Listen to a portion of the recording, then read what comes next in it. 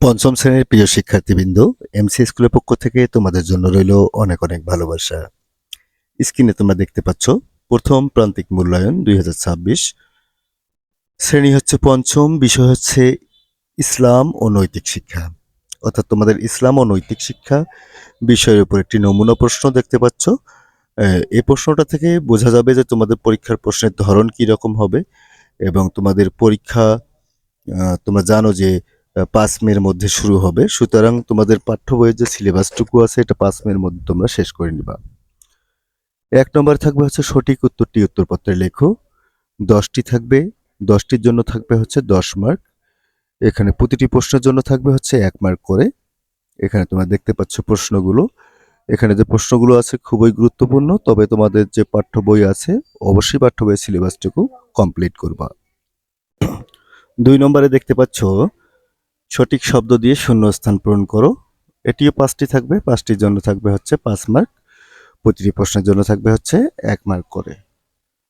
এবং 3 নম্বর থাকবে তোমাদের শুদ্ধ অশুদ্ধ নির্ণয় করো। এটি থাকবে 5টি, 5টির জন্য থাকবে হচ্ছে 5 মার্ক। তবে যদিও প্রতিটি বিদ্যালয়ে পরীক্ষা আলাদা আলাদা প্রশ্নপত্রে হবে, তবে এখানে যে প্রশ্নগুলো আছে খুবই গুরুত্বপূর্ণ। 4 নম্বরে দেখতে পাচ্ছ বাম পাশের বাক্যাংশের সাথে ডান পাশের বাক্যাংশগুলো মিল করো। এটাও 5টি থাকবে, 5টির জন্য থাকবে হচ্ছে 5 মার্ক। 5 নম্বরে থাকবে হচ্ছে সংক্ষিপ্ত প্রশ্নের উত্তর লেখো। দেখো, সংক্ষিপ্ত প্রশ্ন থাকবে হচ্ছে তোমাদের 5টি, সংক্ষিপ্ত প্রশ্ন 5টি প্রশ্নের উত্তর দিতে হবে। প্রতিটি প্রশ্নের জন্য থাকবে হচ্ছে 3 মার্ক করে, অর্থাৎ এখানে থাকবে হচ্ছে তোমাদের 15 মার্ক। এবং সর্বশেষ 6 নম্বর থাকবে হচ্ছে বর্ণনামূলক প্রশ্ন বা রচনামূলক প্রশ্ন বা কাঠামোবদ্ধ প্রশ্ন। এখানে তোমাদের 5টি প্রশ্নের উত্তর দিতে হবে। প্রতিটি প্রশ্নের জন্য থাকবে হচ্ছে 6 মার্ক করে, এই 5 6 30 মার্ক।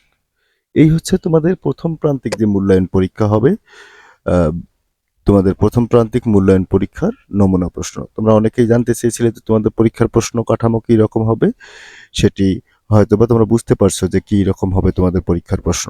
আজকের ক্লাসটি এ পর্যন্তই। সবাই ভালো থাকবে, সুস্থ থাকবে এবং অবশ্যই অবশ্যই 5 তারিখের মধ্যে, মে মাসের 5 তারিখের মধ্যে তোমাদের যে পাঠ্য বইয়ের সিলেবাসটুকু আছে, প্রতিটি পাঠ্য বইয়ের সিলেবাস অবশ্যই অবশ্যই তোমরা কমপ্লিট করবা।